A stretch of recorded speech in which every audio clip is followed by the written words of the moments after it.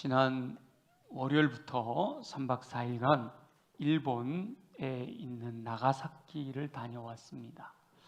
웰다잉 수료 워크숍으로 다녀왔는데 모든 여정이 매우 은혜로웠습니다. 서울신학대학 총장님도 또 신학전문대학원 원장님도 그리고 각 당 복지재단의 이사장과 대표 그리고 함께 공부했던 분들이 이렇게 다녀왔는데요. 기도해 주신 모든 분들께 감사를 드립니다. 나가사키 하면 생각나는 게 뭐세요? 짬뽕. 나가사키는요 짬뽕으로 유명하고 그리고 사실은 카스테라로 또 유명한 도시입니다. 일본에 제일 먼저 카스테라를 만든 게 바로 나가사키라고 해요. 그런데 특별히 성도들에게는 26명의 순교 성지, 특히 천주교에서 성인으로 추대받은 26명의 순교 성지로 의미가 있는 곳이에요.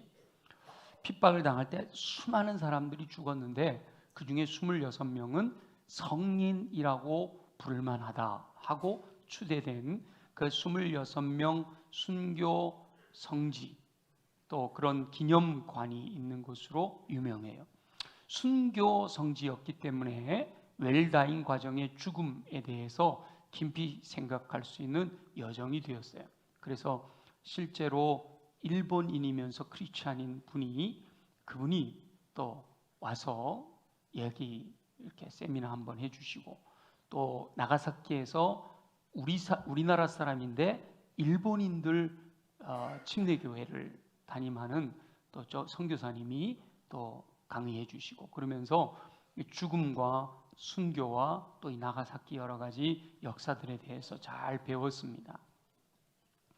일본에는 1549년 프란치스코 자비에르 신부가 가고시마에 상륙하여 포교하면서 복음이 전파되었습니다.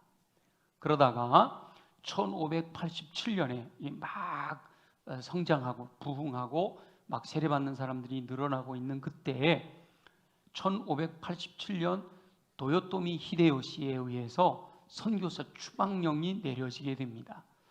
도요토미 히데요시는 잘 아시죠? 임진왜란을 일으켰던 원흉인데 선교사를 추방해버려요. 그러다가 1597년에 순교가 일어났는데 그때 이 26명의 순교자가 발생하게 되는 거고 나중에 로마 교황청에서 그분들을 성인으로 이렇게 추대한 거죠.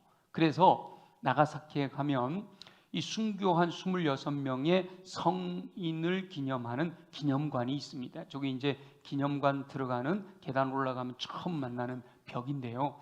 저기 파랗게 되어 있는 분들이 26명의 순교자들이에요. 저기 26명의 순교자가 쫙 이렇게 부조로 조각이 되어 있는데 순교한 26명 안에는요 어린이도 3명이나 포함이 되어 있어요. 저기 지금 2명 나와 있는데 오른쪽에 있는 어린이가 12살, 그 옆에가 13살, 그 다음에 또 한 명 있는데 여기가 14살 12살, 13살, 14살 어린이들도 이 순교하는 자리에서 함께 순교해서 성인으로 추대받았다고 그래요. 근데 특별히 저 12살 어린이는 순교하지 않아도 되는데 이렇게 순교의 형장으로 끌려가는 거기에 같이 포함이 됐다는. 그런데 십자가를 세워놓고 쭉 26개가 세워져 있었을 거 아니에요? 그러면 좀 겁날 만도 하잖아요. 근데 12살짜리가 그랬대요. 제 십자가는 어디에 있나요? 아주 당당하게 십자가를 지겠다고 그렇게 했다고 아주 그 말이 많은 사람들에게 감동을 주고 있다는 겁니다. 박해 기간에 순교한 분들이 너무 많아요. 그 순교 기념관에 가보면 여러 그림들이 있는데 막 절벽에서 떨어뜨리고 막 불 태우고 가마솥에 막 끓이고 이런 그림들이 많이 그려져 있어요. 그런데 많은 분들이 이 박해 기간 동안에 순교를 했지만 이렇게 성인이라고 이름 앞에 성 프란시스코, 뭐 성 어거스틴, 이 성이 들어간 게 바로 성인으로 추대됐다는 거거든요. 그 성인으로 인정받기 위해서는 그 믿음을 확인해야 했던 거예요. 그래서 기념관 순교 사건을 기록한 그림들이 많이 전시되어 있는데 거기 가보면 이런 그림이 있어요. 예, 저렇게 그림이에요. 저 쭉 한 줄로 되어 있는 분들이 저분들이 크리스찬들이에요. 순교하는 분들이죠. 그 주변에 많은 분들이 그 주변에 빨갛게 불이 타오르고 있죠. 아직 거기까지 안 갔는데요. 불이 타오르고 있고 주변에 많은 사람들이 이렇게 보고 이런 상황. 그런데 자 지금 보여주세요. 쭉 되어져 있는데 이 십자가가 세워져 있는 곳에 세 개가 비어 있죠. 이 십자가 세 개가 비어 있단 말이에요. 이 십자가가 비어 있는 이유는 순교를 당하기는 했는데 성인으로 추대받을 만큼 진정한 순교로 인정받지 못했기 때문에 십자가에서 내려놨다는, 비워뒀다라는 거예요. 불꽃이 타오르는 이 화형의 순간에도 오직 보혜사 성령님을 의지하여 고통 가운데 신음을 내거나 몸부림을 치거나 하는 것 없이, 여러분 그림 다시 한번 보여줘 보세요. 땡긴 그림 저 보세요. 아주 평온하게 오고 있잖아요. 저 옆에 뻘겋게 불이 막 타오르는데도 십자가에서 아주 편안하게 이러고 있는 거예요. 이 평온한 마음을 유지한 분들만, 불타오르라서 내 몸이 타 들어가는 그런 상황에도 신음을 내거나 몸부림 없이 오직 보혜사 성령님을 의지하여 그 주님의 은혜 안에서 평온한 마음을 유지하며 돌아가신 그분들에게만 진정한 순교자라는 인정을 해줬다라는 거예요. 그러니까 화형을 당하면서 고통 때문에 이렇게 찌그리고 힘들어 신음을 내거나 막 힘들어서 고통 가운데 몸부림을 치거나 했던 분들은 이 고통의 순간에 인간적으로 그것을 이기려고 했지 보혜사 성령님을 의지하지 않았다라는 이유로 진정한 순교자로 인정받지 못해서 그분들은 돌아가셨지만 비어 있는 십자가로 그렸다라는 겁니다. 그러니까 진정한 순교자로 인정받아 성인으로 추대된다라고 하는 것의 기준이 얼마나 엄격한지 알 수 있는 그림이죠.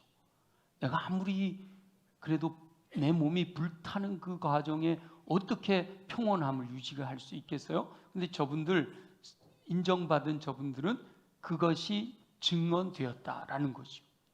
그러니까 진정한 순교자로 인정받는다라고 하는 것은 너무도 힘들고 어려운 일이었던 겁니다. 근데 나가사키가 유명한 이유 중에 또 하나는요, 엔도 슈샤쿠라고 하는 작가가 쓴 침묵이라는 소설의 무대이기도 한 소토메라고 하는 마을이 나가사키 현에 있기 때문이에요. 엔도 슈샤쿠가 침묵이라는 소설을 쓸 때 늘 이 바닷가의 바위에서 바다를 바라보면서 묵상하며 썼다라고 하는 그 바위가 있습니다. 저 바위인데요. 그래서 그 엔도 슈샤쿠가 이 바위에서 바다를 바라보면서 늘 묵상했다. 그래서 저 바위를 이렇게 밀어 깎았죠. 깎아서 거기에 글을 써놨는데 저기에 이런 글이 쓰여 있습니다. 주여, 인간은 이렇게 고통스러운데 바다는 여전히 푸르릅니다. 이런 글이 저기 써 있어요. 그리고 그 소설 침묵을 기념해서, 소설 침묵이 굉장히 유명한 소설이거든요. 지금도 이 진정한 순교와 배교에 대한 여러 가지 논쟁의 여지를 포함하고 있는 소설이고, 필립 얀시라고 하는 기독교 작가가 이 침묵으로 인해서 굉장히 영향을 받았다 했던 분이에요. 그래서 옆에 침묵의 비라고 하는 비석을 돌에다가 깎아서 넘겨보세요. 세워놨죠. 저렇게 침묵의 비라고 하는 것을 세워놨어요. 이 소토메라고 하는 마을은 완전히 기독교 마을인 거예요. 코로나 이전에는요, 일본 아주 작은 도시인데, 작은 마을이에요. 시골 마을인데 700명이 모여서 예배를 드렸대요. 그리고 그 소토메 마을 계곡을 이렇게 가로지르는 다리가 있는데, 다리 난간을요 전부 십자가로 이렇게 장식을 해놨어요. 디자인을. 다리 난간에 십자가 장식을 해놓은 곳은 세계적으로 거기가 유일하답니다. 그 정도로 완전히 기독교 마을인 거죠. 그곳에서 이제 엔도 슈사쿠가 그 당시 일본에서 기독교가 핍박당하던 그 시대를 생각하면서 쓴 소설이 침묵이에요. 근데 그 침묵의 소설의 초점은 금방 말씀드렸던 성인으로 추대됐던 진정한 순교자가 주인공이 아니라 오히려 핍박으로 인해 배교하는 성도들에 대한 이야기입니다. 1614년 도쿠가와 이에야스는 금교령을 내려서 예수 믿는 것을 금하는 명령을 내려서 나가사키의 성도들을 박해했습니다. 금교령에도 성도들이 믿음을 포기하지 않으니까 어떻게 하든 예수 믿는 사람들을 색출해내서 그들을 핍박해야 되니까 1629년부터 후미에라고 하는 성상 밝기를 통해서 믿는 자들을 밝히고 배교를 유도했어요. 후미에라고 하는 거 우리나라 말로 번역하면 성상인데 거룩한 모양이잖아요. 성상이라는 건 뭔가 하면 요만한 크기 저건데요. 저기 후미에예요. 요만한 크기의 판에 예수 십자가와 예수님이 십자가에 달리신 모양을 저렇게 부조로 조각을 해놓은 판이에요. 이 성상을 바닥에다가 놓고 이것을 밟으면, 이 예수님의 그림이 그려져 있는데 이걸 밟으면 너 예수 믿지 않는 사람인 걸 내가 인정할게. 이렇게 그 사람은 핍박을 하지 않고, 후미에를 밟는 것을 좀 꺼리거나 후미에 밟을 때 머뭇거리면서 밟는다 하면 너는 예수 믿는 놈이로구나 라고 인정을 해서 그들을 색출해내서 철저하게 핍박하고 박해했던 방법이에요. 그 후미에 밟는 그림도 있는데 저렇게 일본 높은 사람이 앉아 있잖아요. 그리고 가운데 서 있는 사람이 그 보면 신발이 벗어진 것처럼 맨발로 이렇게 밟는 표현이 보이죠, 그죠? 이렇게 밟고 있고 이쪽 사람과 이쪽 사람이 앉아가지고 진짜 밟고 있나 이렇게 보고 있는 거예요. 그래서 좀 머뭇거리거나 좀 꺼리는 듯하면 너 예수 믿는 사람이구나, 일로 와 하고 핍박하게 되는 후미의 밟기, 요거를 매년 새해마다 했다는 거예요. 그래서 예수 믿는 사람들을 뽑아냈다는 거죠.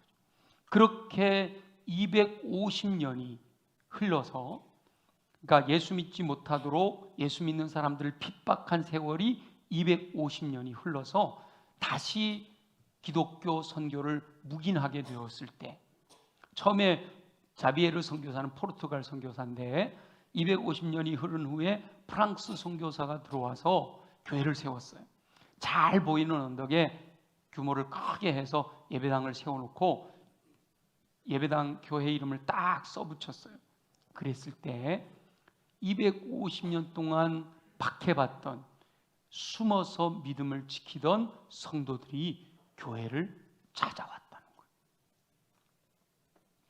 긴 박해 기간 250년이라고 하는 세월 동안 신부들은, 지도자들은 다 추방되고, 그리고 정말 믿음 좋은 사람들은 순교당하고, 그리고 배교했던 사람들만 남아 있었을 것처럼 보여졌지만 그 박해 기간에도 끊임없이 250년 칠 때가 지나도록 숨어서 믿음을 지킨 성도들이 있었다는 거예요.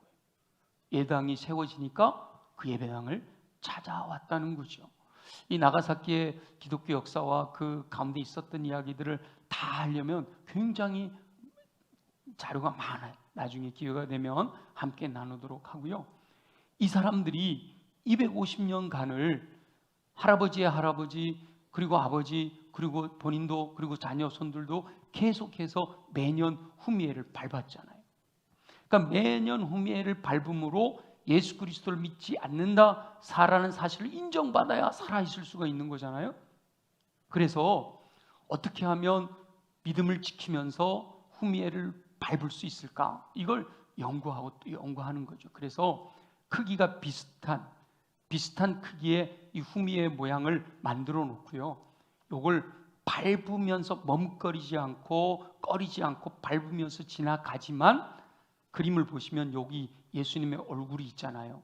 십자가가 이렇게 있고 예수님의 얼굴이 있는데 어쩔 수 없이 후미를 밟아야 되지만 예수님의 얼굴을 밟지 않으려고, 밟기는 밟지만 예수님의 얼굴을 밟지 않으려고 연습하고 또 연습했다는 거예요.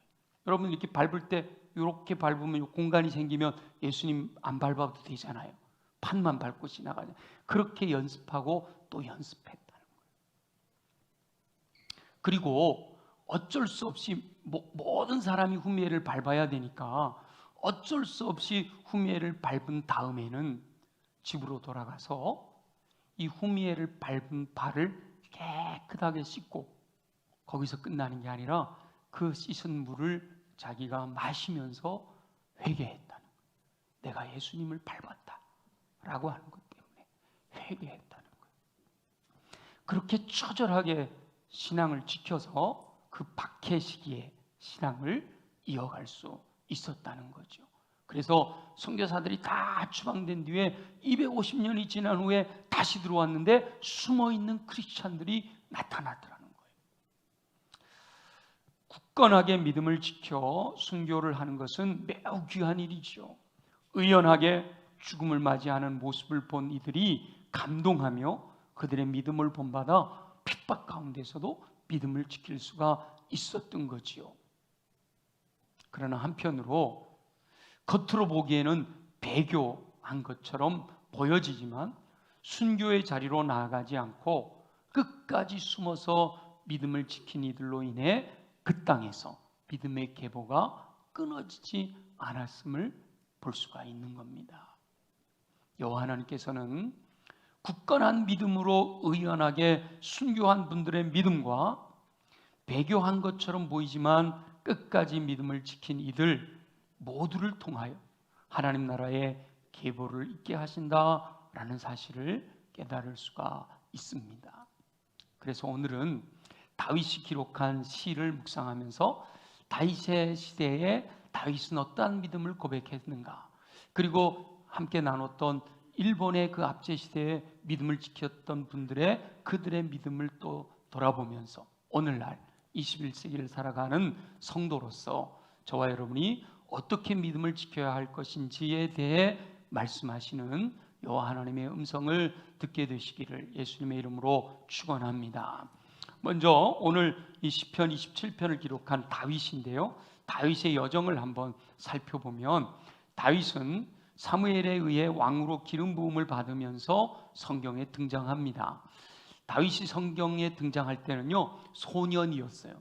그것도 목동이었습니다. 위로 형이 7이나 있었어요. 그 중에 막내예요. 그래서 사무엘이 하나님께서 누구를 기름 부어라 이렇게 말씀 안 하시고 이새의 집에 가서 내가 지시하는 아이에게 기름을 부어라 그러셨단 말이에요.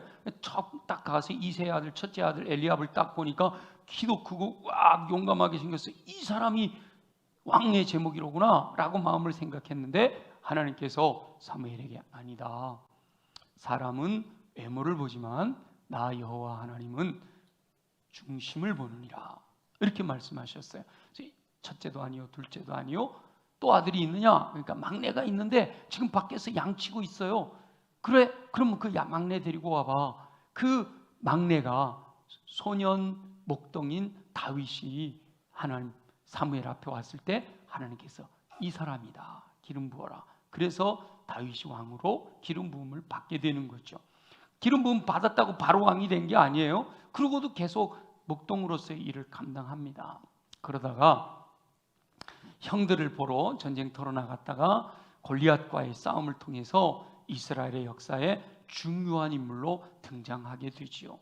다윗이 골리앗과 싸울 때 우리는 물맷돌 가지고 싸워 이겼다 이렇게 이해하지만 성경을 자세히 보시면요 물맷돌로 싸워 이긴 것이 아니라 다윗은 이렇게 얘기합니다. 너는 창과 칼과 단창을 가지고 내게 나오지만 나는 만군의 여호와의 이름으로 내게 나아간다, 이렇게 선포하고 달려나가서 골리앗과 싸워 승리하는 거예요.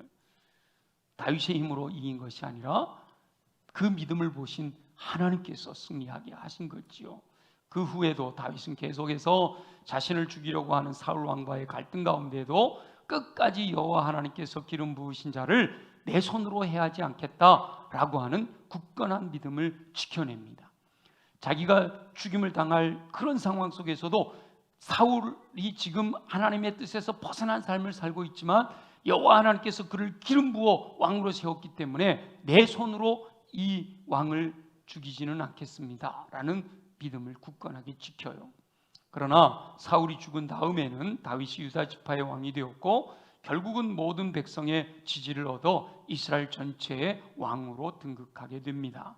그때 다윗은 예루살렘을 점령하여 다윗성으로 삼고 그렇게 간절히도 열망하던 언약궤를 다윗성에 모셔드립니다.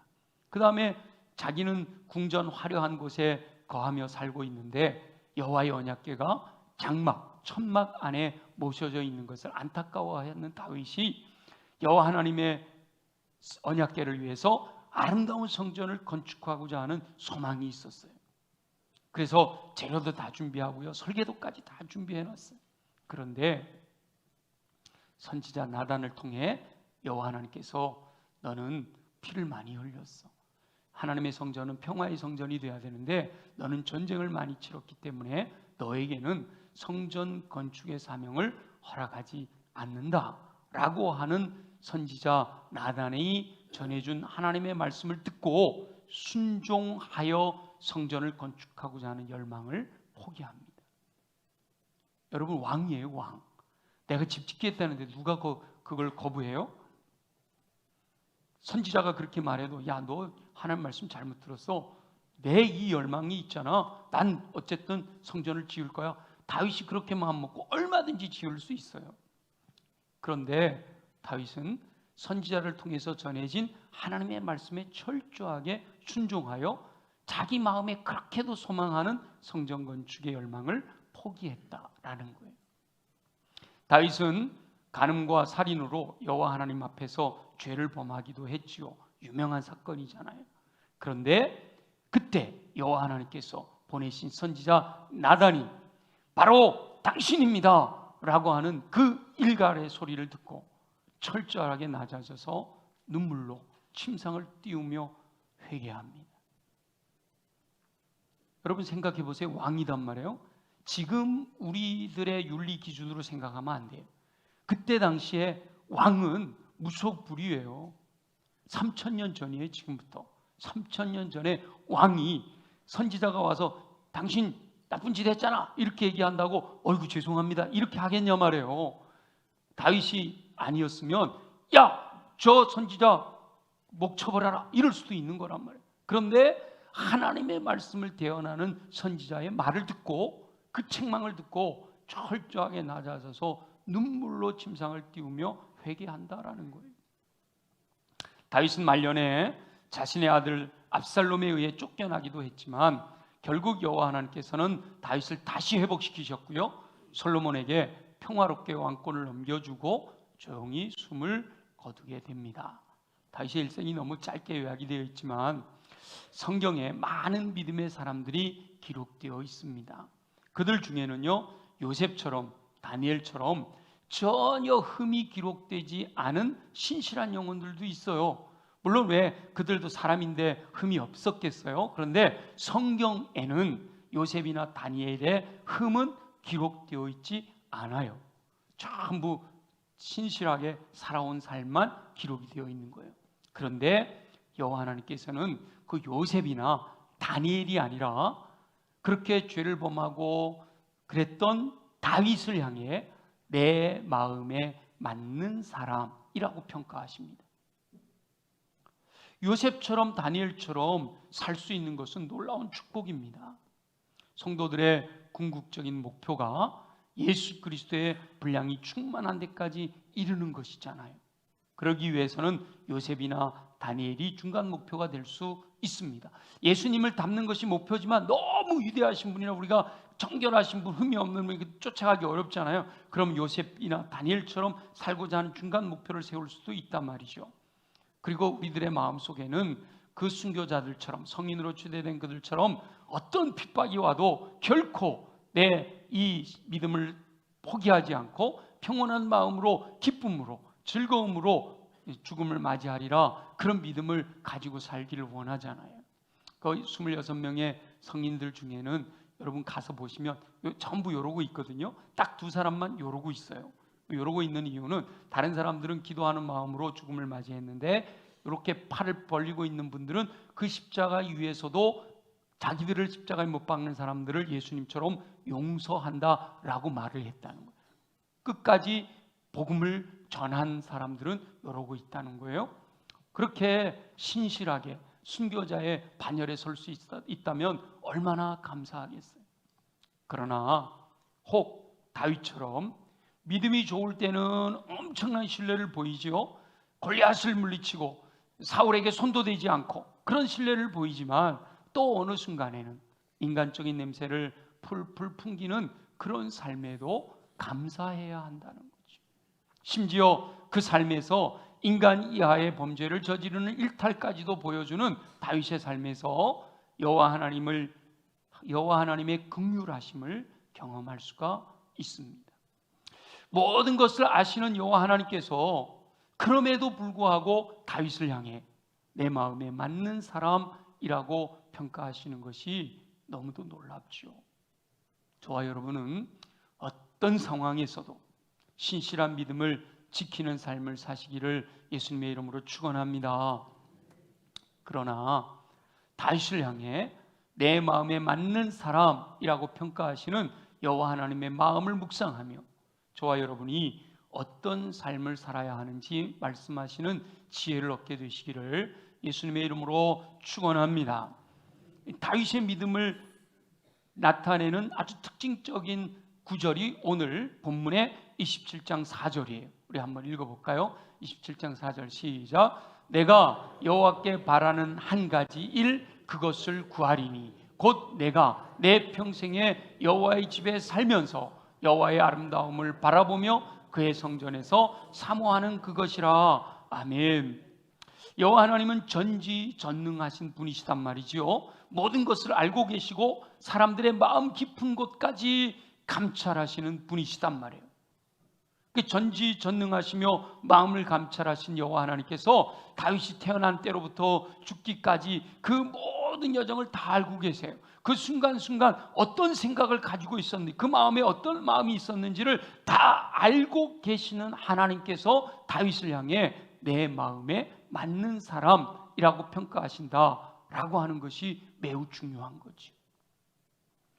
다윗은 많은 시편을 통해 구구절절 여호와 하나님을 향한 간절한 사랑을 고백하고 있는데, 오늘 함께 읽은 본문도 다윗의 그 간절한 마음의 고백이에요. 금방 우리가 읽은 것처럼 내가 한 가지 간절하게 소원하는 것이 있는데 하나님과 함께 하는 것이다, 그 의미잖아요. 근데 이 본문을 앞뒤를 잘 읽어보면 다윗이 생애에서 얼마나 많은 환난을 경험했는지 몰라요. 악인들이 내 살을 먹으려고 내게로 다가왔다, 이런 표현도 있고요. 군대가 대적하여 진을 치고 있다라는 표현도 있고, 전쟁이 일어나 나를 치료한다, 이런 표현들이 있어요. 5절에 보면 환난 날이다, 이런 단어도 아주 정확하게 표현되어 있잖아요. 다윗은 이러한 환난 가운데서도 평안하고 잘되고 형통하고 이럴 때가 아니라 그 환난 가운데서도 자신의 간절한 소원은 이것입니다 라고 고백을 하는 거예요. 자, 그 환난 가운데 고백했던 고백이다 라는 생각을 가지고 한번 다시 읽어볼게요. 여러분이 다윗과 같이 그런 환난 가운데 있다면 과연 어떤 소원을 고백할까 생각하면서 다시 한번 읽어봅니다. 시작. 내가 여호와께 바라는 한 가지 일, 그것을 구하리니 곧 내가 내 평생에 여호와의 집에 살면서 여호와의 아름다움을 바라보며 그의 성전에서 사모하는 그것이라. 아멘. 사람들마다 심중에 간직한 간절한 소원이 있어요. 내가 몰라도 내 마음 깊은 곳에 내가 정말 진짜 원하는 것들이 다 있어요. 겉으로 표현하지 않아서 사람들을 속일 수는 있지만 모든 것을 감찰하신 여호와 하나님을 속일 수는 없단 말이죠. 그런데 다윗은 오직 한 가지 소원이 이것입니다. 평생 여호와 하나님의 집에 살면서 그 성전에서 여호와 하나님을 사모하는 것입니다 라고 고백했는데 그게 성경에 기록이 되어 있어요. 여호와 하나님께서 다윗의 간절한 소원이 그것이다라는 걸 인정했다는 거잖아요. 그러니까 다윗은 이 구절을 통해서 여호와 하나님을 향한 강렬한 사랑의 고백을 드리고 있는 거예요. 여러분, 사랑하지 않는 사람과 평생 함께 있고 싶어요? 평생 함께 있고 싶고 내가 그를 사모하고 그와 함께 하겠다, 이런 고백이잖아요. 여호와 하나님을 향한 간절한 사랑의 마음이 있기 때문에 강렬한 사랑의 마음을 고백하고 있는 거예요. 시편 84편 10절에는 이런 표현이 있는데, 이 시편은 고라 자손이 쓴 시라고 기록이 되어 있지만 다윗의 마음을 잘 표현하고 있어서 우리가 한번 볼 텐데, 자, 84편 10절 이렇게 되어 있어요. 한번 읽어볼게요. 시작. 주의 궁정에서의 한날이 다른 곳에서의 첫날보다 나은즉 악인의 장막에 사는 것보다 내 하나님의 성전 문지기로 있는 것이 좋사오니. 아멘. 두 가지 표현이 있는데요, 하나는 주의 궁정에서의 한날, 하나님과 함께 하는 하루, 그리고 다른 곳에서의 첫날. 첫날이면 3년 가까이 되잖아요. 365 곱하기 3 하면 1000명, 첫날이 넘지만 첫날. 자, 여러분, 주님과 함께하는 하루와 그냥 세상에서 살아가는 첫날, 두 개를 선택하라면 여러분 무엇을 선택하시겠어요?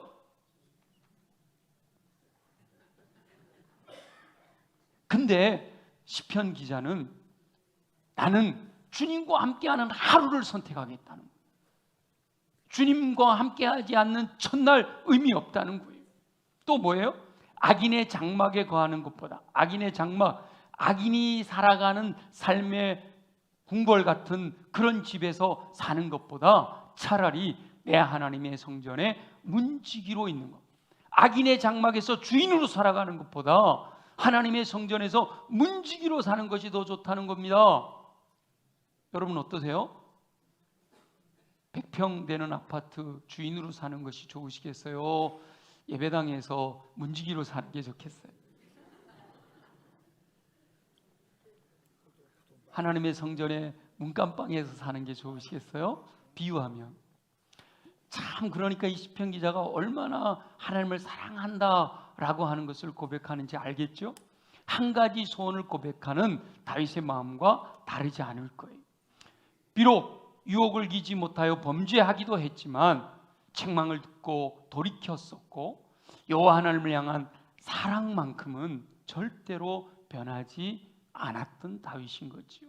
여호와 하나님께서 다윗의 그 마음을 아시고 최종적으로 다윗을 평가하실 때 내 마음에 맞는 사람이라고 하셨다는 거예요.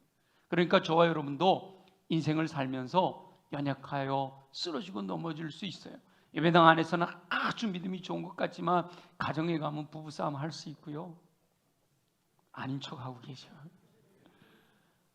직장에 가면 미워하는 사람이 있고요, 아유 내 위에 저 사람 좋게 표현하면 딴 부서로 갔으면 좋겠고, 나쁘게 표현하면 아유 안 데려가나, 이렇게 생각할 수도 있다는 거예요. 누구나 다 쓰러지고 넘어질 수 있다는 거예요. 그러나 다윗처럼 여호와 하나님을 향한 강렬한 사랑을 고백할 수 있다면 인생을 마무리하는 순간에는 여호와 하나님께서 인정하시는 승리하는 인생을 살 수 있게 되는 줄 믿습니다. 다윗은 비록 쓰러지고 넘어질 때도 있었지만 항상 그 마음에는 철저하게 말씀대로 살려고 하는 노력이 분명히 있었던 겁니다. 그래서 여호와 하나님께서 보내신 선지자가 전하는 말을 들었을 때 당신은 성전을 건축할 수 없어요 라거나 당신은 죄인입니다 라고 하는 말을 들었을 때 불순종하지 않고 절대적으로 순종할 수가 있었던 거죠. 모든 성경은 하나님의 감동으로 된 것으로 교훈과 책망과 바르게 함과 의료교육하기에 유익한데, 그래서 여호와 하나님께서 말씀으로 교훈하실 때는 순종해야 되고요, 책망하실 때는 회개해야 되는 건데 바로 그것이 여호와 하나님의 마음에 맞는 삶을 사는 놀라운 비결이었다는 거예요. 다윗이 하나님이 말씀하실 때 교훈하시면 철저하게 순종하고 책망하시면 처절하게 주님 앞에 눈물로 회개하는 것, 그게 바로 하나님의 마음에 맞는 삶을 사는 비결이었다라는 거예요. 그러면 어떻게 하나님의 말씀대로 철저하게 그 순종이 가능했을까? 여호와 하나님을 향한 강렬한 사랑이 있었기 때문에 말씀에 순종하는 것이 가능했다라는 거지요. 저와 여러분은 다윗과 같이 여호와 하나님을 향한 강렬한 사랑을 고백하며 여호와 하나님께서 말씀으로 교훈하실 때 철저하게 순종하고 책망하실 때는 처절하게 회개하는 삶을 통해 결국 승리하는 인생을 사시기를 예수님의 이름으로 축원합니다. 그리 보면 열심보다 방향이 중요하다라는 것을 다시 한번 깨닫게 되죠. 다윗의 인생을 통해 여호와 하나님께서 깨닫게 하시는 교훈은 열심보다 충성하고 헌신하고 하는 열심보다 방향이 중요하다라는 것을 알게 하신다는 거예요. 다윗의 바로 위 임금이었던 사울 왕이 왜 열심이 없었나요? 사울 왕도 얼마나 열심이었는지 몰라요? 아말렉과 싸워서 그 좋은 것 가져다가 하나님께 제사하겠다 이런 열심이 있었어요. 근데 방향이 잘못된 거예요. 여호와 하나님의 영광을 위하여 살아가고자 하는, 하나님의 마음을 시원하게 해드리고자 하는 그 목표가 있었던 게 아니라 내 이름을 내고 내가 유익하고 내가 좋아지는 그것이 방향 목표였기 때문에 하나님의 마음에서 떠나가게 된 거죠. 방향을 분명히 하고 끝까지 달려가면 여호와 하나님의 마음에 맞는 삶을 살게 될 줄로 믿습니다. 방향이 분명하면요, 곁길로 가다가도 바로 잡을 수가 있어요. 여러분, 요즘 운전하는 분들 거의 다 내비게이션 따라가 살잖아요, 그죠? 요즘 저도 지리적으로 꽤 밝은데도요, 하여튼 차만 타면 목적지를 딱 찍어요. 여러분, 이게 중요한 거예요. 목적지를 딱 찍어요. 제가 이제 어머니 계신 강릉을 가고 싶다 그러면 저희 집 주소 내곡동 68-8을 딱 찍어요. 목표를 정했어요. 그러면 그 목표를 향해 가다가 제대로 가면요, 잘 간다고, 여기 몇 킬로 있다, 뭐 여기 카메라 있다, 다 알려주잖아요, 그죠? 유혹 당할 만한 부분을 다 가르쳐줘요. 시험 당할 부분을 다 가르쳐줘요. 그러다가 곁길로 갔어. 제가 가다가 깜빡해갖고 여주에서 저 중부 내륙고속도로 다 빠졌어요. 그러면 이 내비가 가만히 있어요? 난리가 납니다. 경로를 벗어났습니다. 경로를 벗어났으면 계속 떠들어요. 제가 고집 피우고 아니야, 이 길이 맞아 계속 가면요, 돌이킬 때까지 떠들어. 돌이킬 때까지 잔소리해. 그죠? 돌이키면 그때 가서 그 길로 계속 가세요 그런단 말이에요.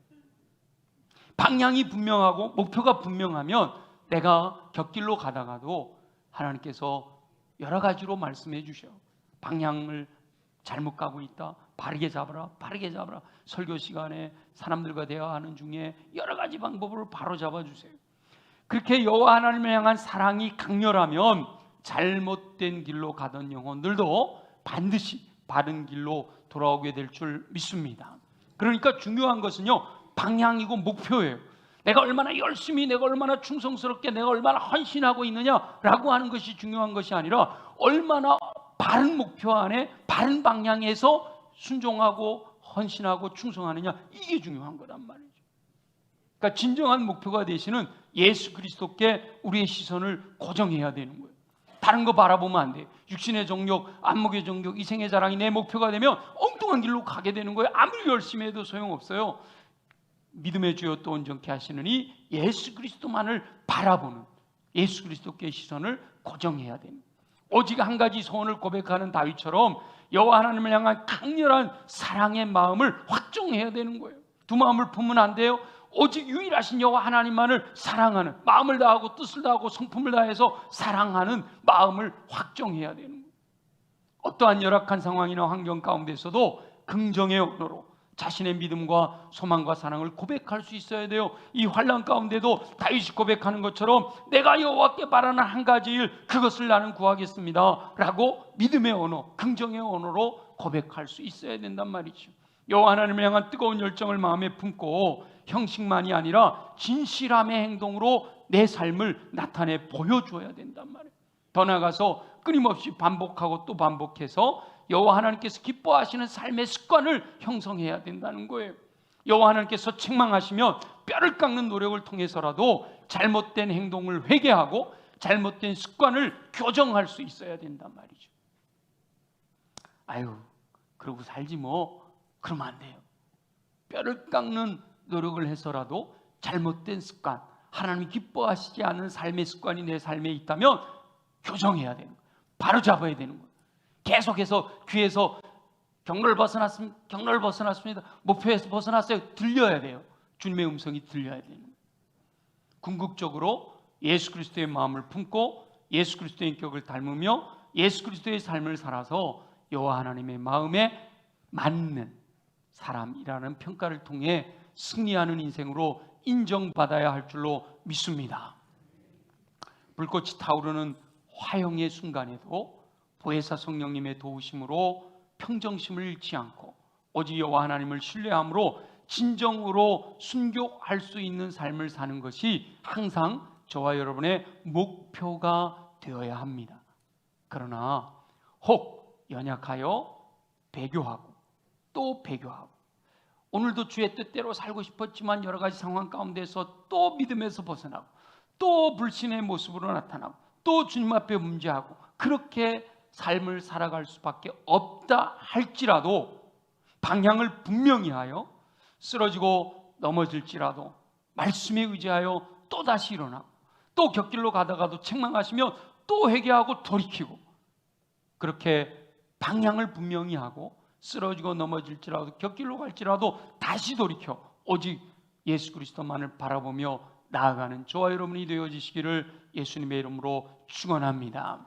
겉으로 보여지는 모습은 부끄러울지라도 그 마음 중심에서 다윗의 한 가지 소원처럼 여호와 하나님을 향한 강렬한 사랑이 불타오르는 삶을 살아서 인생의 결론이 여호와 하나님의 마음에 맞는 승리하는 인생으로 인정받는 저와 여러분들이 되어지시기를 예수님의 이름으로 축원합니다. 주신 말씀을 기억하면서 하나님 그렇게 해주시기를 원합니다. 하나님 내 모습을 보면 너무도 부끄럽습니다. 순교한 분들의 이야기가 너무 나하고는 거리가 멉니다. 그러나 주님 그럼에도 나를 긍휼히 여기셔서 또다시 책망하시고 또다시 바로잡아 주시고 또다시 예배당에 나와 나를 주님께 가까이 나아가게 해주시니 감사합니다. 하나님 매일매일 끝까지 주님만을 바라보고 내 마음에서 간절한 소망이 여호와 하나님을 사랑하는 것, 예수 그리스도의 사랑을 고백하는 것, 성령님과 함께 동행하는 것이 되게 하여 주셔서 마지막에는 과정은 힘들고 어려워 쓰러지고 넘어질지라도 마지막 주님 앞에 서는 그날에는 승리하는 인생을 살게 하여 주옵소서. 우리 다 같이 함께 통성으로 기도하겠습니다. 신실한 믿음으로 인정받아 승리하는 삶을 살기 원하시는 우리 주 여호와 아버지 하나님, 마음 깊은 곳에서부터 우러나오는 한 가지 소원이 오직 여호와 하나님을 사랑하는 삶이 되기를 소망한 다윗처럼 살게 하여 주옵소서. 요셉처럼 다니엘처럼 의미 없는 삶을 살게 되기를 간절히 소망합니다. 그러나 연약하여 쓰러지고 넘어지되 여호와 하나님의 근심거리가 된 것을 회개하오니 용서하여 주옵소서. 그럼에도 목표를 분명히 하여 꾸준히 달려가게 하시니 감사합니다. 포기하지 않게 하시니 감사합니다. 믿음에 또 온전케 하시는 예수 그리스도께 시선을 고정하게 하여 주옵소서.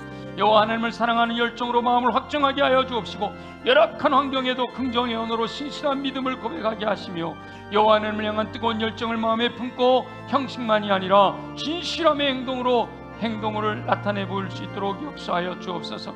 끊임없이 반복하고 또 반복하여 여호와 하나님께서 기뻐하시는 삶의 습관을 형성하게 하여 주시되 여호와 하나님께서 책망하시면 뼈를 깎는 노력을 통해서 잘못된 행동을 회개하고 잘못된 습관을 교정할 수 있도록 은혜 베풀어 주시옵소서. 궁극적으로 여호와 하나님의 마음에 맞는 사람이라는 평가를 통해 승리하는 인생으로 인정받게 되기를 소망합니다. 불꽃이 타오르는 화형의 순간에도 보혜사 성령님의 도우심으로 평정심을 잃지 않고 오직 여호와 하나님을 신뢰함 진정으로 순교할 수 있는 삶을 사는 것이 우리들의 목표가 되게 하여 주옵소서. 그러나 연약하여 배교하는 삶을 살 수밖에 없는 환경 속에서 오늘도 하루 살아간다 할지라도 방향을 분명히 하고 목표를 온전하게 설정함으로 쓰러지고 넘어질지라도 말씀에 의지하여 또다시 일어나 또다시 일어나 주님 바라보며 달려갈 수 있는 믿음을 허락하여 주옵소서. 마음 중심에서 다윗의 한 가지 소원처럼 여호와 하나님을 향한 강렬한 사랑이 불타오르는 삶을 살아서 인생의 결론이 여호와 하나님의 마음에 맞는 승리하는 인생으로 인정받을 수 있도록 역사하여 주옵소서. 허락하실 주님을 기대합니다. 주님 영광을 받아 주시옵소서.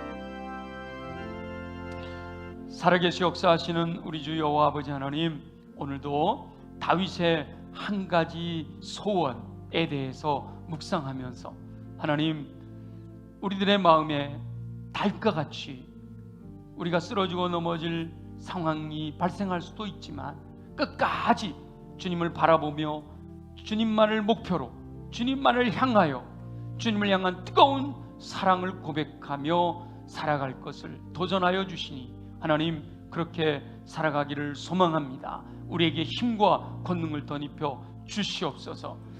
믿음대로 우리가 마지막 가는 길은 힘들고 어렵고 우왕좌왕할지라도 마지막 주님 앞에 서는 그날 승리하는 인생으로 인정받게 되기를 소망합니다. 그렇게 되기 원하여 주님, 우리 육체가 강하기를 소망하오니 지금 이 시간 연약한 부위에 손을 얹고 믿음으로 함께 기도합니다.